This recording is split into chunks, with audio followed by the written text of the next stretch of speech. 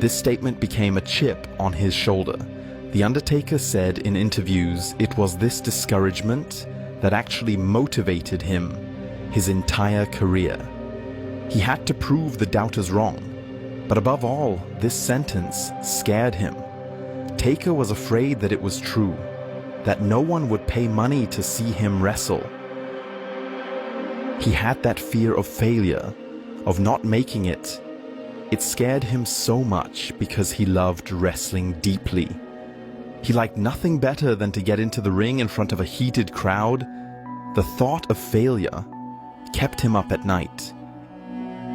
In fact, Vince McMahon, the CEO of WWE, wasn't blown away with mean Mark Callis at first.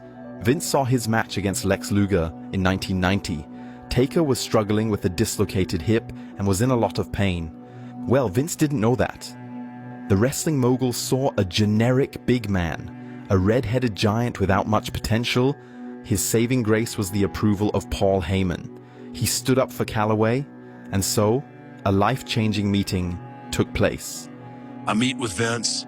It seems like it's going really well. What was supposed to be a 30-minute meeting ended up going 4 hours.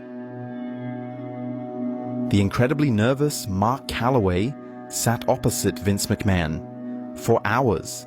Immediately, the two developed a special connection, and Calloway's biggest dream came true. Vince offered him a contract. Vince really fell in love with the human being, Mark Calloway. How could that man walk into a room and someone like Vince McMahon with all of his big visions not go, oh, ka-ching?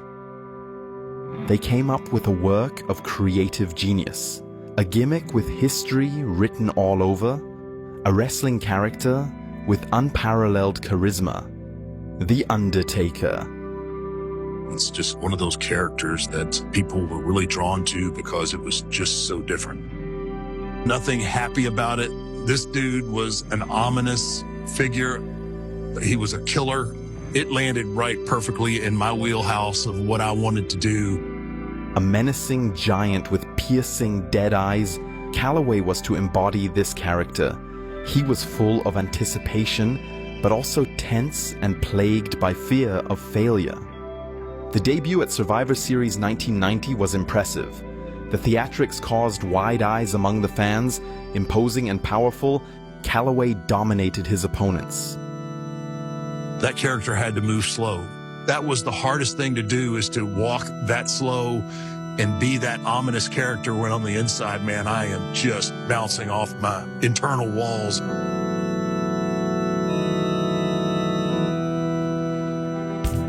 What do you like most about The Undertaker, the character?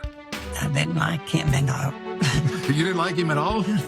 Take a look at The Undertaker. Does he look like he has any friends? There were some times on a TV day where I'd get there early and go and find a casket and lay down and take a nap in. Every appearance was a new occasion to shudder, and Calloway managed to bring The Undertaker's gimmick to life and refine it further and further. For example, through the iconic white eyes.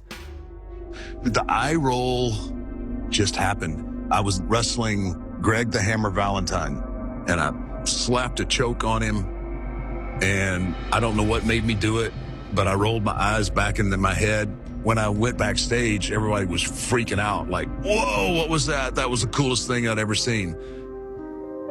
Initially, he bore the name Kane the Undertaker. However, the officials quickly changed that and passed the idea on to his storyline brother Kane.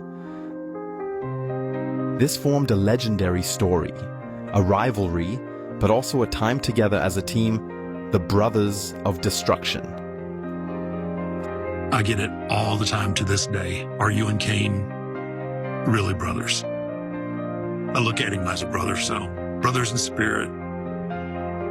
When asked about The Undertaker, Kane responds in interviews with deep respect, reverence almost.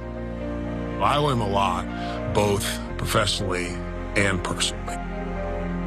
In 1997, Kane faced The Undertaker in the first Hell in a Cell match against Shawn Michaels. A great match was followed by a moment that many still look back on to this day.